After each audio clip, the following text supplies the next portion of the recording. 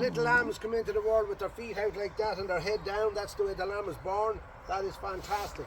But that does not always happen.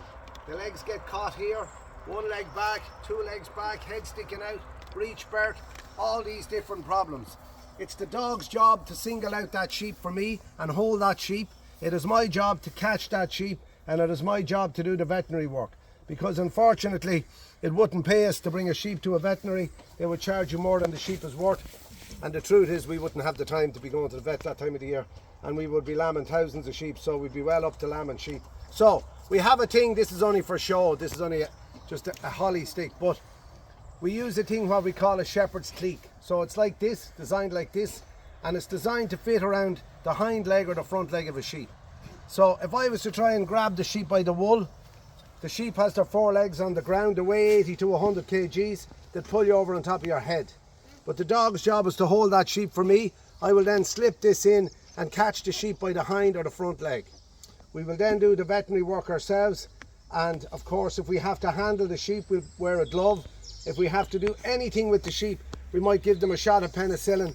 Any drug we administer to the sheep, we have to write down what we gave them, when we gave it to them, and when it is going to be through their system. So when you're in Ireland or in Europe for that matter, meat should be 100% safe, because we are regulated to death. If I cannot sell a sheep to anybody, you have to be a registered farmer.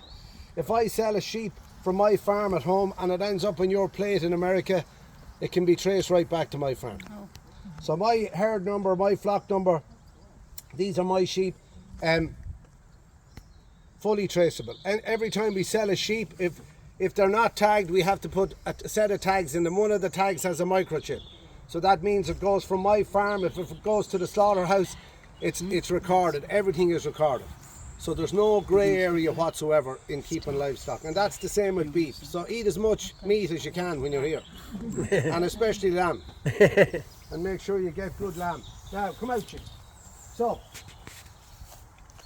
our only predator is the fox. The fox is an opportunist. If the fox gets an opportunity, they will and they do take lambs. So the sheep look at the fox and they say to the fox, yes, have you a problem? And the fox says, no, I'm just having a little look around the field here, everything is cool. But the mother that has, the good mother will have her babies beside her. She'll stamp her foot and she'll say to the fox, keep going. The fox will say, that's all right. The not so good mother will have one lamb here. The other chap will be staggering around there like I was last night coming out of the pub. That's the one the fox will get.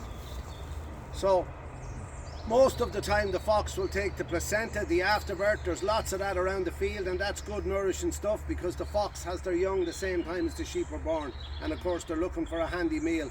But every year we'd lose a few lambs to the fox. There's not a lot you can do about it. You could shoot the fox, you could trap the fox.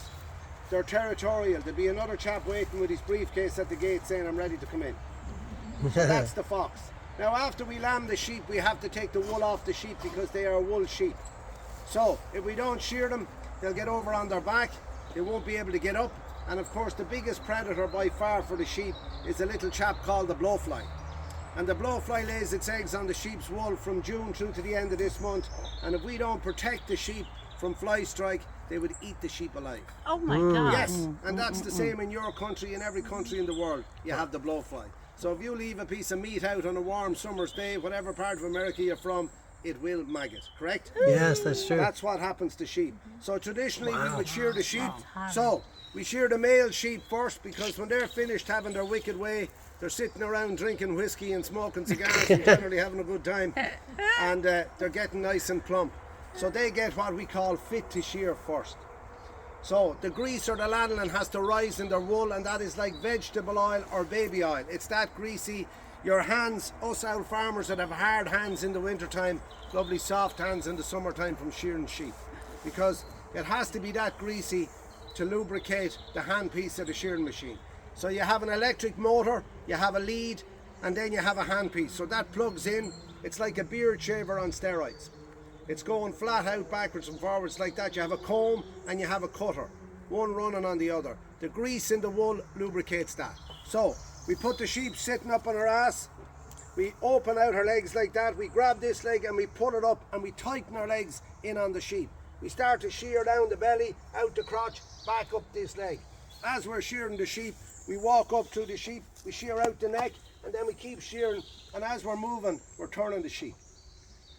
A good young lad would shear 250 to 300 sheep a day, and could make up to 1,500 quid a day shearing sheep, because nobody wants to do it. It's getting harder and harder and harder to get young people to work on farms.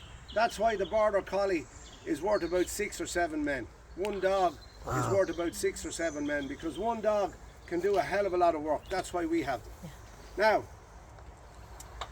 our main market for the lamb is the French market. Most of our lamb is sold to the French market. The French want the carcass weight of the lamb to be between 19 and 21 kgs dead weight. So what that means is we have to supply live lambs this time of the year around 45 to 48 kgs depending on the breed, and they have to be fleshy. So it's like putting your hand on your leg there. If the lamb isn't fleshy, our price is cut. If our lamb is too heavy, our price is cut. So we ring up the factory agent, we say what price are lambs this week, and he'll say 6.40 cents a kilo. So if we supply a lamb that's too light, they'll cut that back to 5.40 cents a kilo. And if we supply a lamb that's too heavy, they'll do the same. So they have us by the you-know-whats. So it's all about supply and demand. This war in Ukraine has put the price of artificial manure through the roof, put the price of feed through the roof. So all the associated costs with farming have gone through the roof, but the price of the sheep hasn't. It's come back. So if it looks like a duck and it quacks like a duck, it is a duck. Now, Jim, have a bit of mouth. So the white sheep you can see there are what we call Wicklow Cheviot sheep. Everything out of them, apart from that old Swaydale yo with the horns, are all out of the Cheviot by the Suffolk. The reason we cross the breeds, the white sheep are indigenous to these mountains behind us. They're called the Wicklow Cheviot sheep. So we have our own breed of sheep. We cross them with the black-faced Suffolk and we get these black speckledy sheep. They're also indigenous to this area, and they're very good because they produce a lot of lambs, and of course, like myself, to put the weight on fast, and that's what we want. So we cross those back with Texel, Charolais, Continental breeds, so we get a good fat lamb off grass, because grass is the cheapest source of food. If we have to start meal feeding sheep, it's going to cost us a solid fortune. Now, have you any questions for me? This is going real good. You did a great job. Sorry? How long the dog is in training?